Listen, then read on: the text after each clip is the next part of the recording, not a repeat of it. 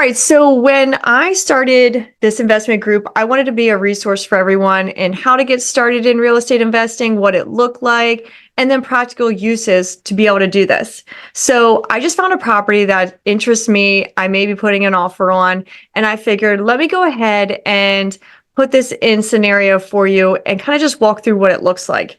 I've got Kevin here today. He's with the UTS group of EXP, and he walked the property with me as well today. So the first step, obviously, is starting to look and find properties that you're interested in investing in. It can take a while.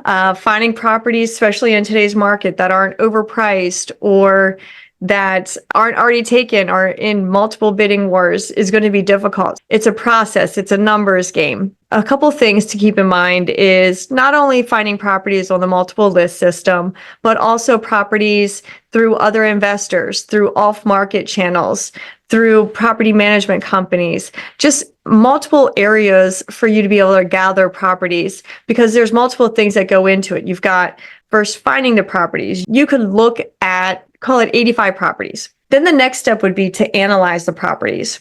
And not all of them are going to financially make sense. So out of, say, those 85 properties that you've now looked at, 40 of them really need a deep dive and start analyzing. Because the first, 40 or 45 of those other properties, it could be a complete disaster. The inside, there might need way too much work. It might be above what you want, massive mold, or whatever the case may be. It just might not be a good fit for you.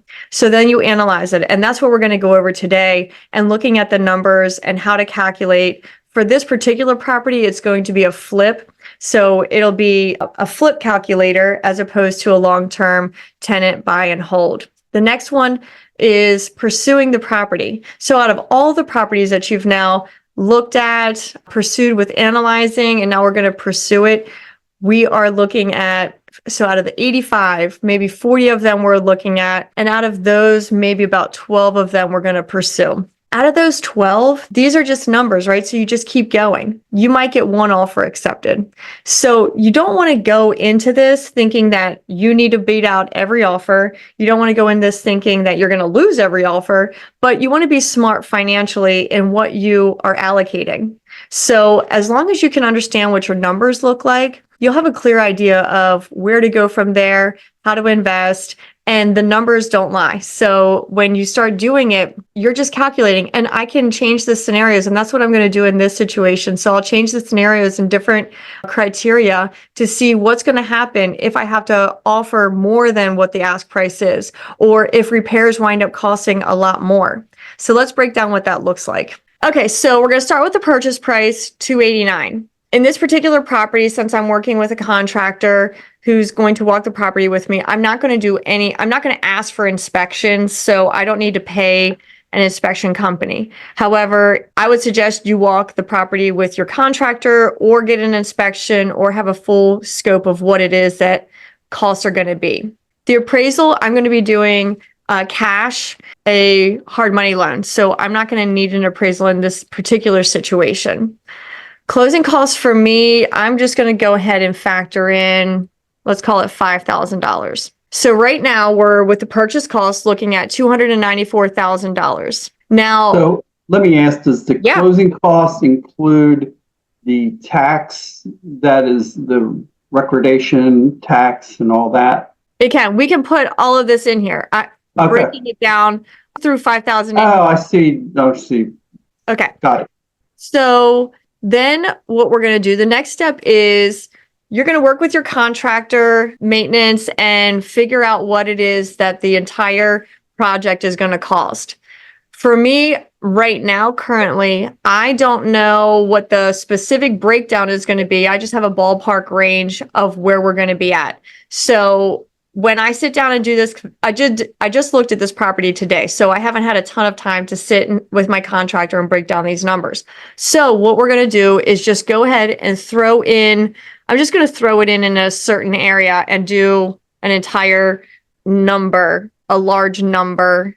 That way, as you can see over here in rehab costs, it calculates it. And I'm going to do the same thing over here for materials. I'm just going to throw in a number somewhere, just so you can kind of get an idea of what it's going to look like. So if you were to do this in real life, I would suggest working with your contractor to find out in each specific price and labor category what it's going to look like.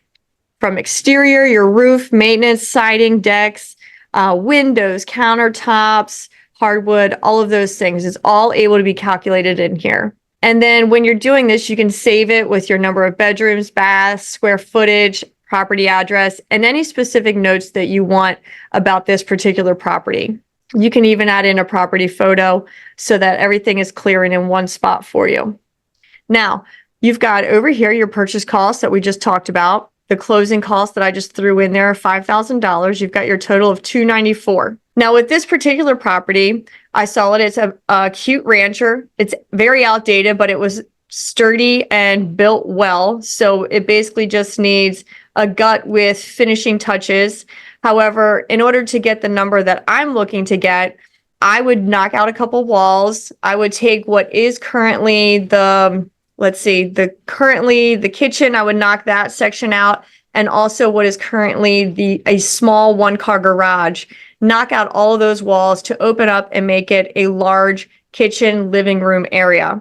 And then I would add on an addition from there to add in another bedroom or potentially two, and at least another bathroom and a half. So that will get me from what is currently a 3-bedroom, 1-bath rancher sitting on about an acre of land with a detached large 2-car garage to a 5-bedroom, 3-bath rancher still with that 2-car detached garage.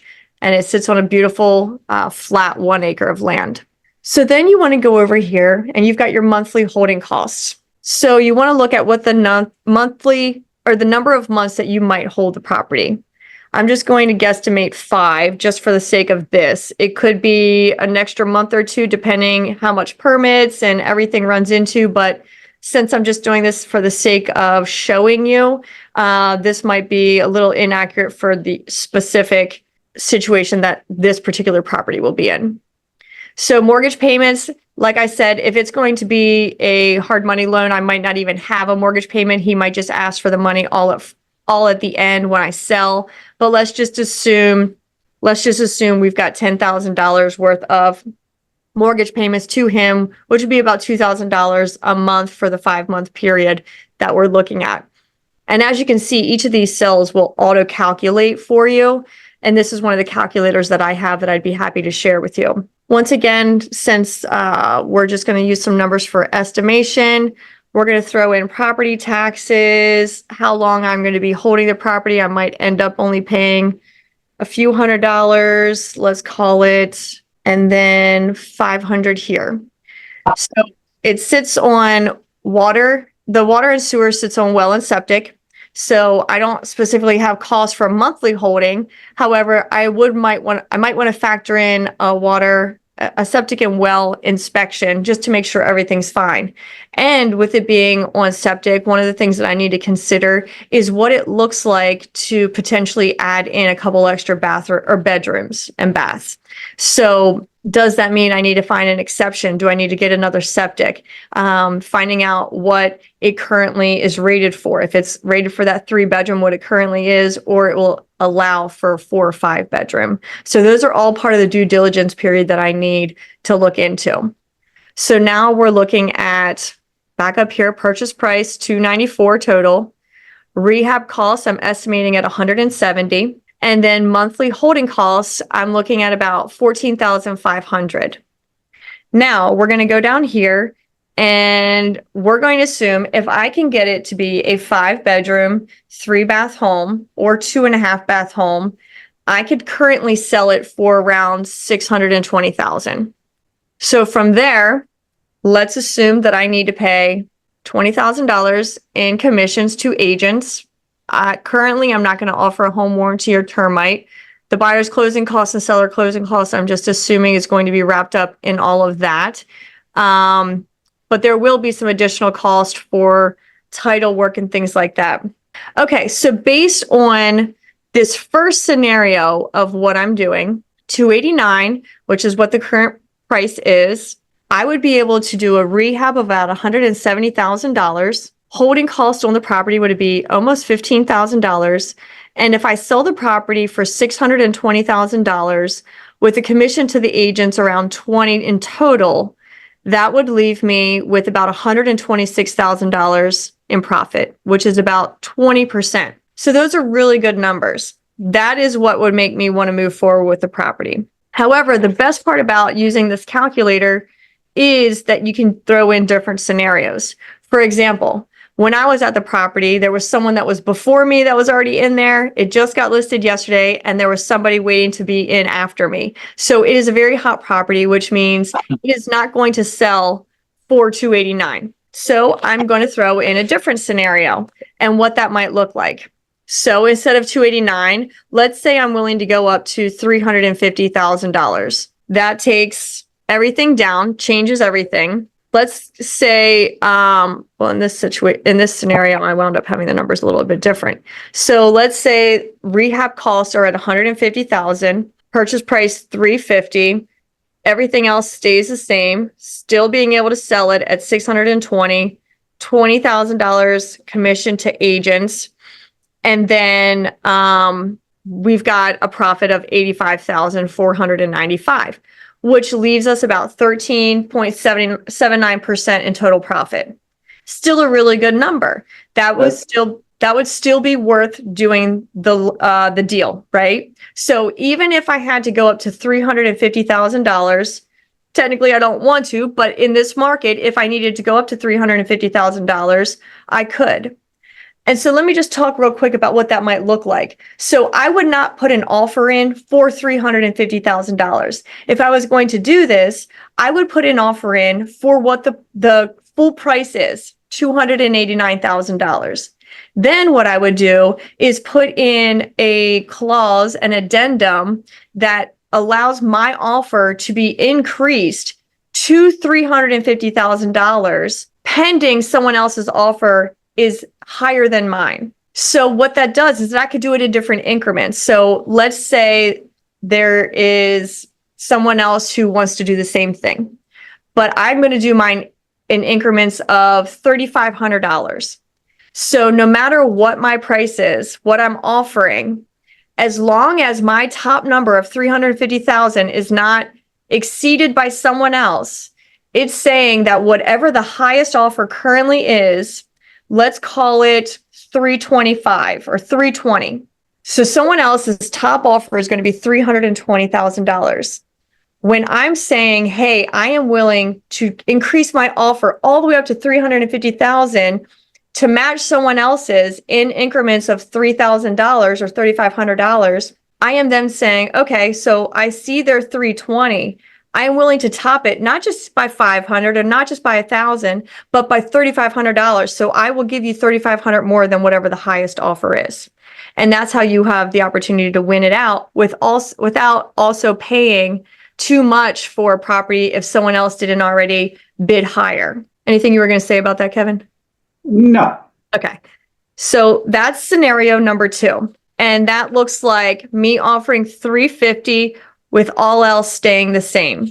Just looking at the percentage profit though, so that number doesn't scare you. And if you think about all the bank, how much you make at the bank, which is zero, that's pretty good even in the stock market.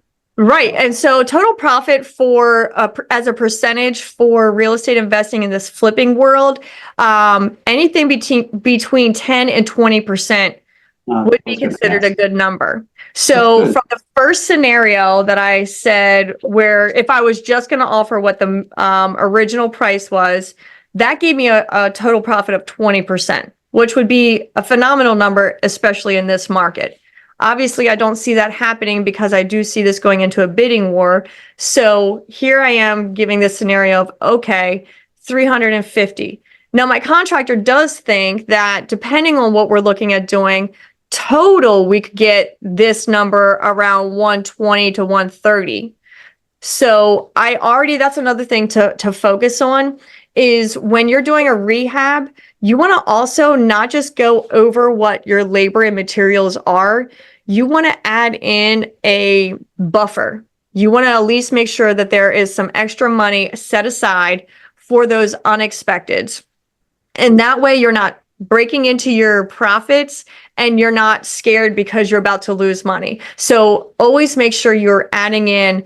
And that's another thing about the numbers game. If you're adding that in and the numbers don't make sense, and so you just want to take it out just so the numbers look better in order to make the deal work, I would run from that deal because there's no point in modifying what your numbers look like just to on paper make it look good if in the long run you're going to wind up having additional issues that you didn't factor in and your numbers blow up at the end anyway when now you're fully invested. So I'd rather have the deal kind of blow up before it even starts and not even go for it than once I've already invested, I've got the financing, I'm under contract, and I've bought the property. And then it's like, oh, by the way, now you need a new septic, you need all of these things. So make sure you're doing that due diligence, adding in, an extra $20,000, $30,000 or depending on the size of renovation. Like I've got another renovation that's going to happen. It's going to be a very large renovation and the numbers are going to be anywhere between $500,000 and $600,000 for the house. So my number for a safety net to make me feel comfortable will be at least $100,000. So I need to be prepared for that in order to do it. So it's all based on the size of the rehab, what that might look like.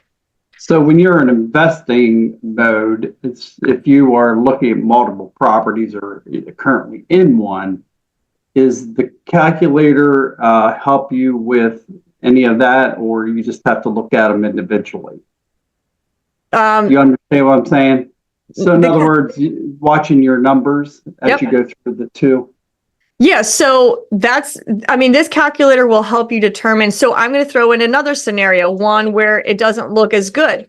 And so then you basically need to look at this. So you can do this on multiple scenarios for one property.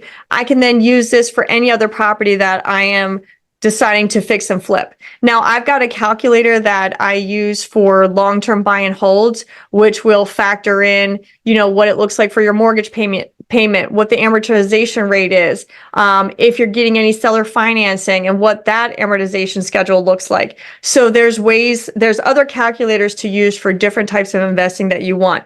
But with this being a rehab, it's going to be a fix and flip. I'm not holding on to it for a long period of time. So I'm not going to really care about what my amortization looks like, all of those things. I care about the interest rate, but I don't care about it as far as it's going to be for the life of the loan. It is going to be an interest rate given to me by the hard money lender, probably around 10%, maybe less or more, depending on who I'm using. And, and that's going to be for the time, that 5 months that we're going to wind up having the property. So let's play another scenario that might not look as good. Let's say, just because you want to play devil's advocate and once again, see what it looks like, $360,000. Let's say we have to go up almost $80,000. We're going to say the same thing holds true here, that we're holding it for 5 months. We're going to have mortgage payments, but we're also going to say that, okay, I couldn't get someone to buy it for $620,000. I could only get someone to buy it for $610,000. So now we've got $20,000 still paying out in commissions. The total all in is about $590,000. And so now we're looking at a profit about $65,000. So we're now down to 10.74%, which is still within the range of being decent, right? A good investment, especially, and it just depends. Are you going in on this solo? Are you going to be getting $65,000 that you can keep? Are you going in with a partner where you're then splitting it? What is the threshold that makes sense for you guys to invest? Is the threshold $25,000 each, $40,000 each, $50,000 each? Whatever that looks like, just know what your numbers are. Or if you think that you can get in and out of this property pretty quick and it'd be a nice, easy flip because the foundation and the property is stable, all you need to do is do the renovation work. Maybe you are willing to do this, get in, get out pretty quickly. So it's just stuff to think about as far as what it looks like and how to do the calculations so that you're prepared and that you know what you're getting into. And it's really important to have all of this stuff written down. So especially if this is your first time doing a fix and flip, when you use a hard money lender, they're not familiar with you. So they're only going off of what you're saying that the property is. So if you can show them all the information, hey, my contractor gave me all of these things. This is what he's saying I need to do. I am fully prepared. This is how much I am prepared to be holding the property for with the cost incurred every month, the course of how long I'm going to be holding it, 5 months in this situation, and just breaking it down. They're going to feel a lot more confident that you've done your due diligence, you understand this process, and that they are going to wind up getting their money back in the end, and this won't be a flop of a deal for them. So a lot of these hard money lenders are lending off of the property. So yes, some of them do want to see your credit and things like that, but a lot of these hard money lenders will lend off of the property and seeing what these numbers look like. That's another reason why it's important for you to understand your numbers, do it right, not inflate them, so that everyone has a clear picture of what they're investing in and what their returns are going to look like. Any questions so far on that? Awesome. Okay, so Kevin, is there anything else that you want to input with that? No, as we looked at the property today, again, looking at the bones of the property, it's a block foundation. It had large lumber as in the old days in the 50s and 60s. It needed some tender loving care, but all the walls were intact. The hardwoods were really just in need of a little sanding. So I think, looking at some of those big ticket items, right, HVAC or heating, or, like you mentioned, the septic is one that we have to think about, right, because if you're adding bedrooms, will the health department approve additional right, bedrooms? So yep, those kinds of things all have to be thought about when you're going this way. right. And so one of the other things that was interesting when we walked the property, it was an older property, but it also had updated plumbing, or a majority of it was updated. The electrical, even though it was an older house, the electrical had been updated. There's not any knob and tube in there. One thing that we did see is some of the moisture coming into the basement. And so what that looks like, getting a French drain system, or if it's just a matter of how it's draining right now, and the gutter issue. So some extra additional things, part of why, adding in some safety net and finalizing what the numbers are actually going to look like before you jump the gun on a deal like this, because these numbers could look really good, right? But the second it's, oh my gosh, now I need $12,000 or whatever that cost is going to be for the French drain. And, I need, I don't know, something else, the windows, maybe that didn't get factored in, or whatever that looks like. You just want to make sure that whoever you're using for the contractor is someone that rely on, or has been vetted by other people and has done this before. Because while at your single or at your primary house getting work done and having to create a change of work order, it's not fun and you're now paying more money. But if you're going to continue to have change work orders during the construction or remodel of a fix and flip property, you're just dwindling away profits that weren't originally allocated to the repair of it. So once again, understanding and knowing, having somebody come in with you when you're looking at a property who can give you a clear idea of the cost to these things. Lucky enough for me with having the remodeling company as well and been in this industry for a little bit of time, I can at least ballpark some of these numbers. But if you haven't done this for, multiple fix and flips and understand what an average kitchen cost would be for a flip like this or something, I would definitely make sure that the contractor is coming with you prior to writing the offer, or at least trying to put some sort of contingency in place in order to do that. When you're working with multiple investors who want to bid on a property, chances are most are going to come in non-contingent, either cash offer, no inspections, because those are some terms that will help them beat out other offers. So if you can do some of this upfront due diligence ahead of time prior to writing the offer, while also getting in quickly, that's part of this investing game, especially in this market. Jenny, I have a question. So is it advantageous to, say, have multiple contractors come in, the vendors, or do you just have one person that you know has connections with all of those vendors so that you can get really good numbers? I'm just curious. Right. For me personally, it depends on the type of flip or rehab of the property.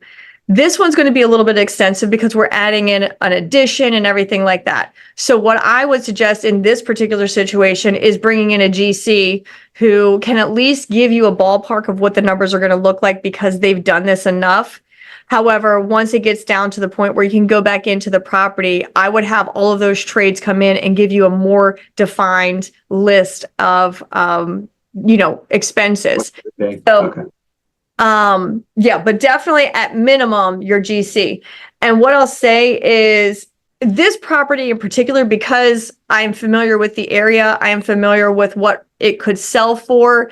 I already knew that this was going to be a great property because, like you had mentioned when we walked through it, the bones of these types of houses are there. They're solid. So unless there was something that the pictures weren't showing or that was just something really awful about the house, I knew that the bones were going to be good. So this would have been a particular property that I would have made sure I would have had my contractor on site with when I walked the property initially. Sometimes, unless they're going to be a partner with you through the transaction, some contractors are not going to want to go first time seeing the property with you because there are going to be a lot of times where once you get into the property, you're going to say, absolutely not, I'm not investing. And so you don't want to waste their time over and over again. But Yeah. if it's one of those things where, like for me in this particular property, I knew the location, I knew the type of house that it is and could be, I know what it would sell for. And as long as there wasn't some weird thing that wasn't already shown or listed, this was going to be a good opportunity. So then I would have had my contractor come in with me immediately and see the property. Oh, another thing to talk about is timing the market. So, okay, I know what the property is I can buy the property for now. I know currently what I can sell the property for if I were to sell it today fixed up. So then it's a matter of timing on what does it look like. I need to make sure I can get in this property.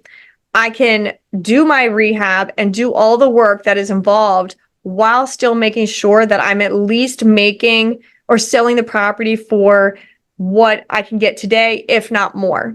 You just want to make sure that the ebb and flow of the market is not on its way down as you start doing investments like this. You want to make sure that you're at least getting to the level where we are right now. Well, that's all I have for today. Kind of fun that I was able to walk this property, see it, and then be able to lay out what I would be doing in this situation as I'm getting ready to write an offer. So, and the next steps for that would be, okay, I've laid all this out, talked to my contractor, and now what it looks like is I've currently left a message for my hard money lender. My partner, since I'm doing all this upfront work and I've got all the real estate knowledge and investing knowledge, he will be putting in the rehab costs to the loan. That is his contribution. And I will be doing the loan for the upfront purchase, plus selling and helping buy. So that's all I've got. I will connect with you guys next week to see you. And Kofi, I'll send you an email. So I appreciate it. Thanks, guys.